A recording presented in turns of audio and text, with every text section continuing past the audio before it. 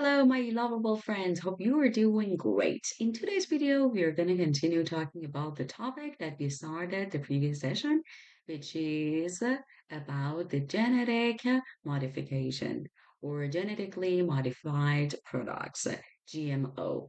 So, in the previous video, I told you about a lot of ideas with regards to this topic, which is very, very important to watch. If you haven't watched, please go and watch it firstly. Or if you like to just continue watching this video, definitely go for the first one after having it watched.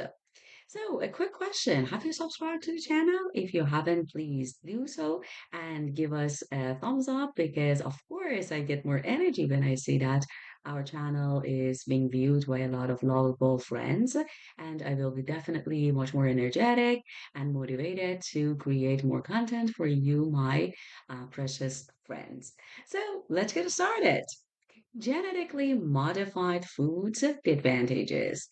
Actually, IELTS can teach us a lot of things. One of the most essential keys to IELTS is the fact that you can understand everything in this word literally and metaphorically.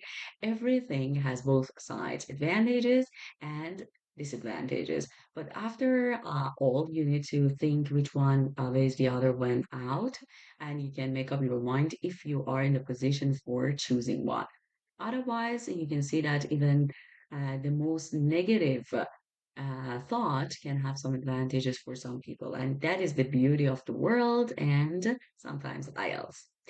Farmers can produce crops that grow bigger and faster. So, of course, when they use this technique, they can see results in a very short period of time and they can earn money way faster, which is something very pleasant. Some GM crops are more resistant to disease or insects. So that's why they don't have a lot of, let's say, bad products, the ones that need to just be removed or just thrown away. The majority of products are in a very good and high quality, which is something pleasant for the farmers because they can earn more money. This could be important for food production in developing countries. In developing countries, because farmers are under a lot of pressure, of course, and money is much more important there. Not saying that actually it is not important in developed countries. What we are saying is that farming in developing countries can be much more pressurized by society, governments, and things like that.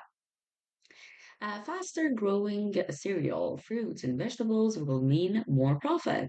So, the faster the products are ready and out to the market, the more money those people involved can earn. GM foods can be modified to look perfect. So, if you just go for some organic, let's say, choices, you can see that they are not really perfect. They have some, let's say, um, odd shapes. Sometimes there are different kinds of spills on them and stains on them, maybe, but they're organic. And that is the beauty of being natural or organic. But GM foods can be modified to look perfect, so without having any faults. So very, very beautiful. They may be more attractive to customers because you can see something like artificial food or fruit without having any problem on that. So it is very eye-catching. Genetically modified fruit disadvantages. So moving on to the drawbacks. Um, there may be risks involved in genetically modified foods. So, because it's like not natural, we don't know what exactly would happen within the next few moments, years, because nobody has come from the future telling us what is gonna happen when we eat them. So, even though they are told to be quite safe, we are not completely sure.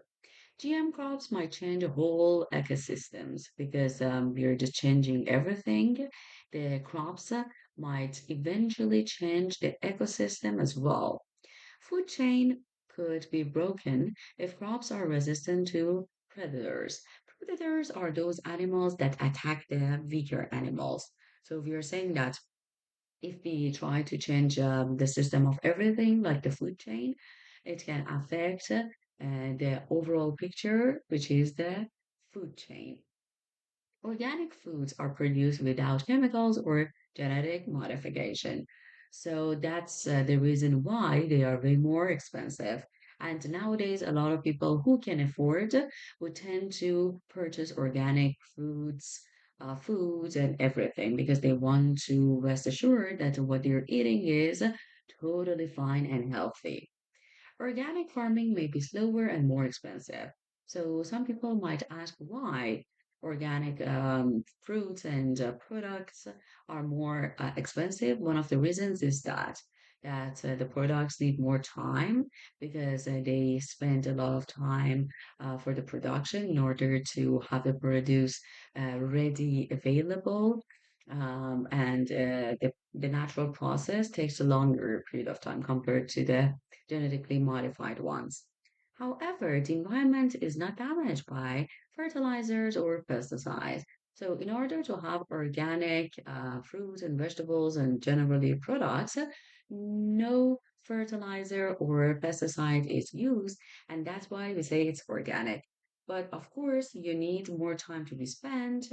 You need actually to be more patient with your process and of course, more damage, more faulty, let's say, fruits and vegetables will be produced that will affect the margin profit of the farmers. But eventually, the environment is protected because you haven't used any sort of fertilizers or pesticides, and eventually, the food chain is not going to be negatively affected by any means.